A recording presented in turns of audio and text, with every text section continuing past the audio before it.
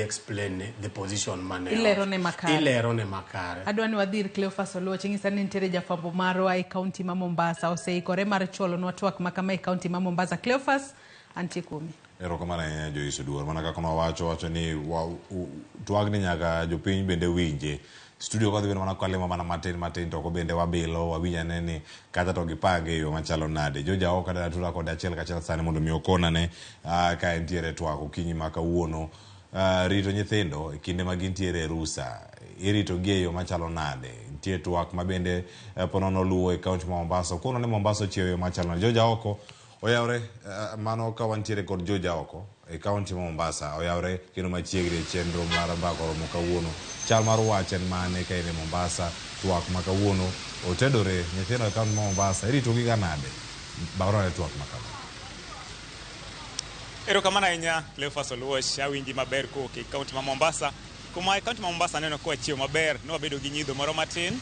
To adwani bende awuoye gi jodak ma Mombasa kaendi to chutho kotenore kod wach rito nyithindo e sechegi mwang'eni nyithindo ne osechako loro kendo thoth gin tiere e miere. Ang'eni ng'ur nitiere kuom jonyuol mathoth gikoni muda manitiere ni chal ni dwa bedo mang'eny anya dweche chiegni 2 ka gidwa bedo gi nyithinde odi to gi weche mamoko bende to chutho e kaunti ma Mombasa kaendi mwang'eni nitiere weche mag tiyo gi yedhe mamero ji, wang'eni nitiere wach mar uchumi to mathoth adwani awuoye mana gi moko kuom jonyuol kaendi ginyisa ni to chenro mage magin godo to chutho e rusani madhi kawo thuolo ma bende ok tin ahinya machiegni ahinya chakna chaka gi nyingi to inyisa ni to in ikruok mane miketo sani mwang'eyo ni nyithindo koro oseloro to kendo ok gidwar kawo ndalo matin ka gin e rusa.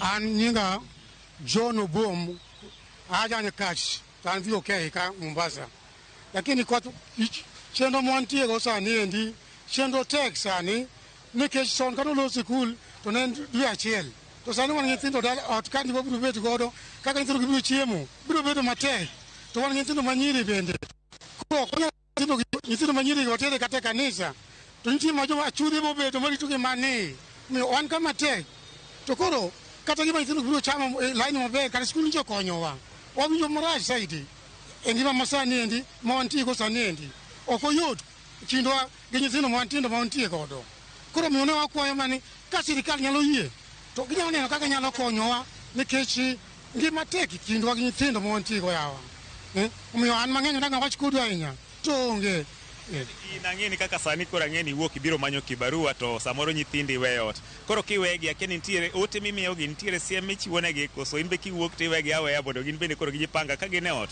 ang'o minyisogi sami wuok?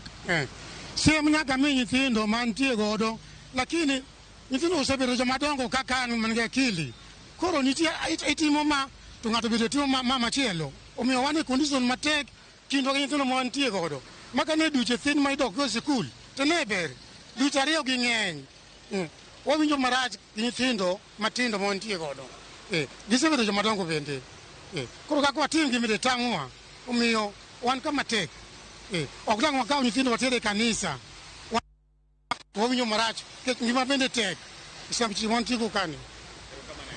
Ayude pa Jadak machielo machiegni achiega chakno an gi nyingi to inyiso ni sani koro walokri ngi kamera kocha wang'e ni sani nyithindo oseloro to muda magidwa bedo bende ok tin ahinya in akiani ikori nade mar rito nyithindi sechegi makoro ji oseloro? Kuma an iluonga ni Wycliffe Otieno Jadak VOK ka en wuod Kindu Bay to bende an kiongozi adwaro MCA 2027 koro an gima nyalo wacho ochumi oidho lakini nyaka koro wamiye nyithindwa warning. En sama koro nyaka wabed mager gi vijendewa gi nyithindo manyiri sani nikech nafas moyudore ni en nafas manyalo kethonwa nyithindo, nyalo kethonwa family kaluwore kaka ochumi sani tek mondo mi sani ket kata mana mogo kilo 2 e mesa bedo problem to kilo 2 no ka en gi nyithindo kata 4 sani endi kikete mesa to rumo te koko kaka jo othuru ong'eyo gima wanyalo time to onge nikech ochumi to oseidho onge kaka wanyalo duoke chien. Sirkal bende wacho ni onge kaka ginyalo timo.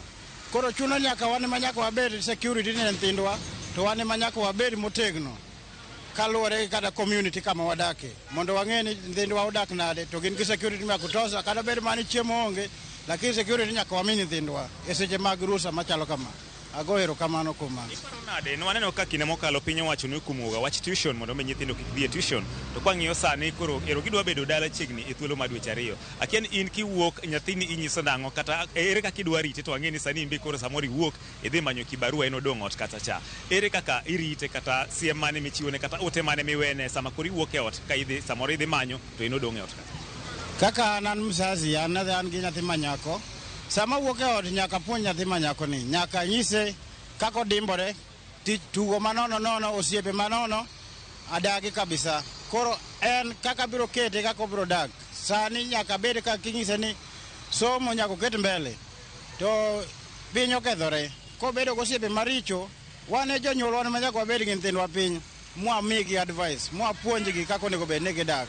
Kwa hivyo en jukumu mar janyuol moro amora, kamoro amora ma entie, mondo bed gi nyithinde, mondo discipline gi, mondo opuonjgi kaka onego bed ni gibedo gi piny masani, gi kata ochumi oidho kamano, lakini nyaka wadagi, maisha pod nyaka dhi mbele.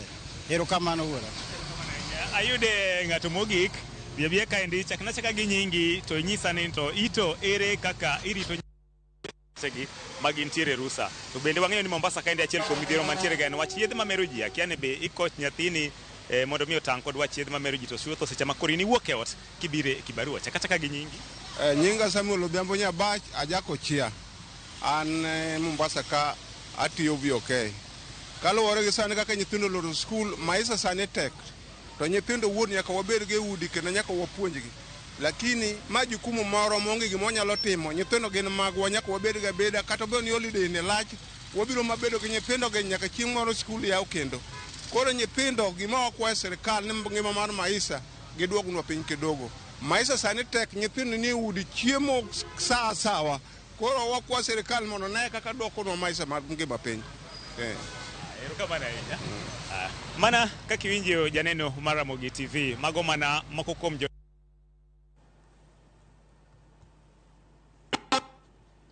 tek ahinya, to bende ka ging'iyo gido ka nyithindo bende dhi bedo dala e thuolo marach. Koro gikoni arita mar nyathi ok en mar janyuol kende, mana ni en mar community mangima. Omiyo gikoni kaber to piny owacho bende onego ketie weche mangima, bede kod fungruok matin mar neno ni gidak kod nyithindgi e yo makare. Obro medo lero ne janeno mar Ramogi TV wechegi kaka gimedo tuch e kaunti ma Mombasa ka. To ni Ramogi TV, nyinga en George Aoko. George Aoko, erokamano ahinya. Ilose yo kare gi jodak mane kaunti ma Mombasa. In nyaka gi kiongozi